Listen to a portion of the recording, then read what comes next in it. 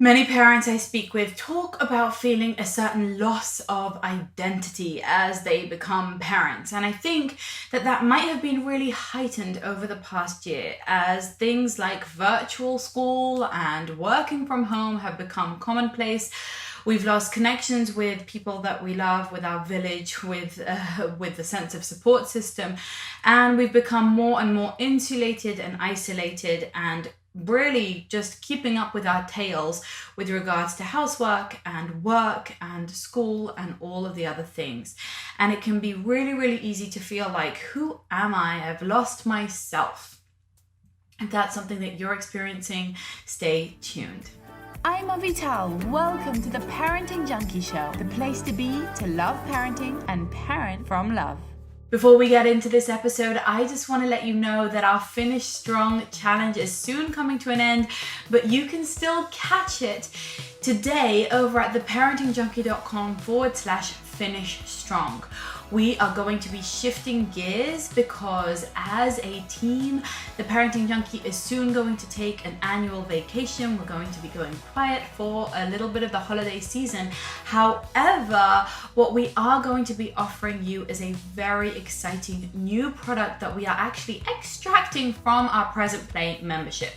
You see, inside of the Present Play membership, every single month we focus on a new theme, and members in there get a new guide and a series of videos and live sessions and all the things to help them to create something in their life, right? Creating space, for example, or creating play, or creating haven in their homes, creating a sense of village. And this month, December, that's coming up, is going to be all about creating vision. Now, why is this so important? Well, because as parents, we are leaders and we need to have a clear vision of what our family stands for, where we're going, what our values are, what our goals are, what our mission is, who we are as a family. What is our vision? What are we driving towards? When you have clear vision, you have so much more clarity on how to make choices, on how to make lifestyle decisions, on how to set boundaries, on which boundaries to set, on how to pursue the right types of relationships. All of that stuff just falls more easily into place because you know what is and is not in alignment with your vision. Now, my guess is you didn't just make your family by some random default process that you never really thought about. Somewhere in the back of your mind or in the chambers of your heart, you have a song to sing about the type of family life you envision, the type of family that you're trying to raise and be part of. And if you feel like I do, that at least once a year, you really need to get clarity on that vision. And you know, businesses do this the whole time, right? Businesses have visions for each quarter, visions for the next year. They have goals that they set and they communicate that vision and those goals to their teams. We could do that within our families too. We can borrow from that leadership, borrow from that great approach to how to run an organization or a team and apply it to how to run a family. Your family also deserves clarity. You deserve clarity. You should know where you're going so that you can help yourself get there. And that's what we're going to offer you inside of the Create Vision Guide.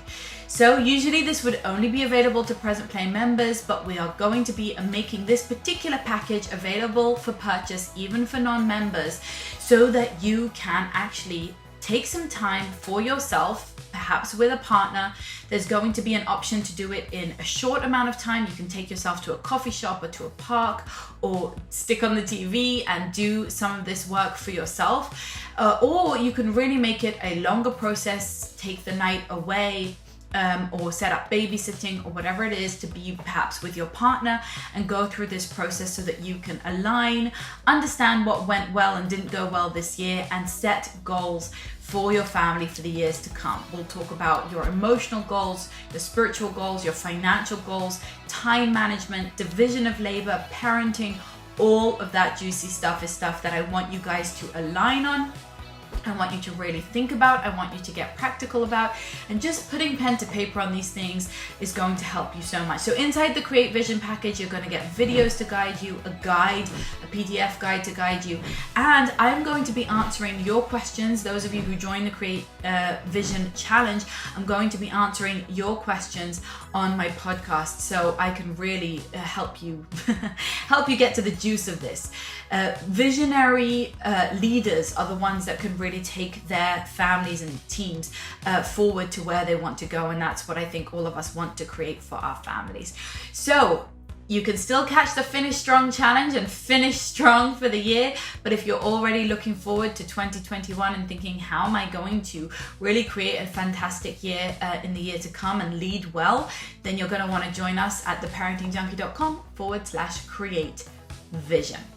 So let's get back to a feeling about our identities getting a little bit lost as we become parents. So one of the things that I want to offer you here today, and this is true as you reflect back on the year that's passed and as you prepare yourself for the vision that you're going to craft for the year that comes, is to start to think about what we really point to when we think about our identities. Many times when people are talking about identity, they talk about quite external and superficial factors, right? They talk about their gender, about their race, about their nationality, their religion, their age, maybe about their vocation, about their hobbies, right? And those are the things that we think make us who we are, right? Like I have one friend who says, well, I always used to dance. In fact, I also say that as well. I used to dance too, and then I don't dance anymore, so I've lost that aspect of my identity, right? Or someone might feel like being a mother is a huge part of my identity. Being, whatever, my citizenship, my nationality, my language, or maybe my belief systems, right? Like the religion that I aspire to, the political party I'm part of, maybe being a peaceful parent or an attachment parent, or someone who does EC. Maybe these are all parts of your identity. The thing is that life is very quickly changes, and we adapt and we grow, and those labels often mean different things to different people. And sometimes we lose our labels altogether, right? Like, well, now we're a parent of young children, but what about when our children fly the coop? Then do we just lose that part of our identity? Or if you used to be a career person, but now you stay home with your children, have you just lost that part of your identity? In some ways, yes, and that can feel like a real loss. But I want to offer you the way that I like to think about identity, which I think is a little bit of a deeper way of thinking about it and a little bit less changeable. It's less something that is at the mercy of external factors, right? Or at the mercy of just time moving on and it no longer being relevant. Like, I don't do horseback riding anymore. I'm not a dancer anymore. I can't play basketball anymore. I'm not in that job anymore. I don't have that body anymore. I don't have that bank account anymore. So now suddenly I'm doing all of this, and it just feels like there's a huge change to who I am as a person, as it were. All of those things, all of the things that I just talked about are things that describe what we are, right? They describe what we are. Like, I am a woman, or I am a lawyer, or I am a mother, or I am someone who has diabetes, or I am someone who dances, right? It's what we do or what we are, right? They're labels that are descriptive. And when we stay stuck in that what place, that maybe describes what we look like, what we sound like, what we believe in, all of that stuff, that can get us a little bit stuck in a superficial level, and then we can get attached to those labels and feel a sense of loss when we lose them or when they change. Also, remember that all of the what labels are endlessly open to interpretation. I often don't feel when people say something like, as a woman, etc., etc., etc., I don't usually relate to that because my experience of being a woman is different, I think, than a lot of people. I don't feel the same about that label. So it's also very limiting when we attach our identities to these what descriptors, right? What we are. I am a woman. That often doesn't mean the same to me as it means to other people. And there doesn't seem to be much room for those interpretations within that. So I personally don't choose to particularly attach to being a mother or a woman or a parenting coach or a yogi or a vegan or whatever it is, because those things to me are less interesting. less helpful and less deep when it comes to our identities. If that's the case, then what do I see as a helpful identity? And how is this related to going through tough times or going through challenges or losses? Well, the way that I see identity is not so much what we are or what we do or what we achieve, but instead how we show up. So I think our identity is much more interesting on the internal level of our character or our energy or the personality that we bring, the choices that we make internally.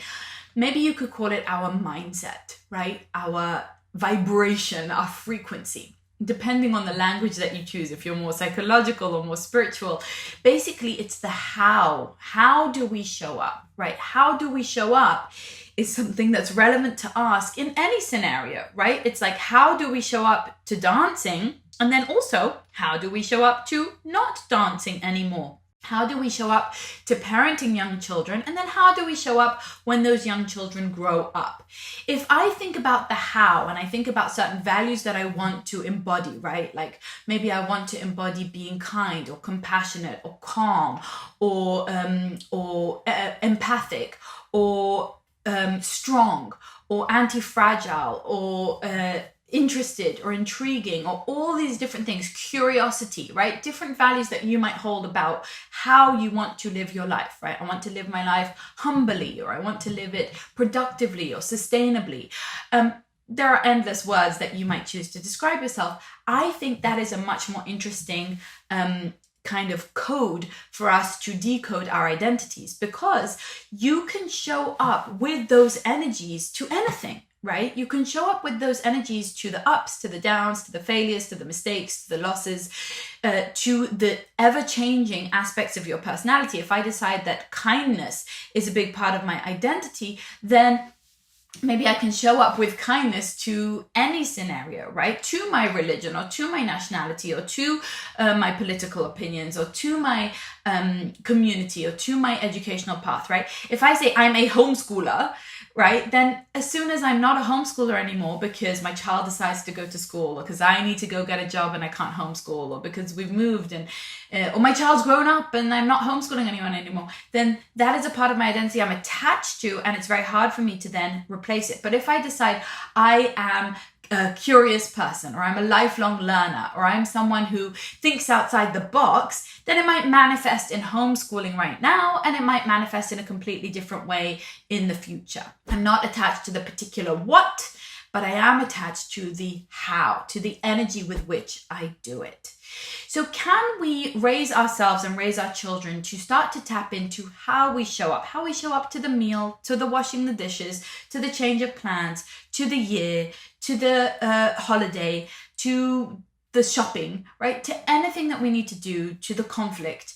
How we show up, the energy that we want to bring, the type of person that we want to be, the you that you want to be, can that be a lot more about your internal energy that radiates outward, what you shine out into the world, your light, as it were, rather than the particular descriptions of what you are or what you do?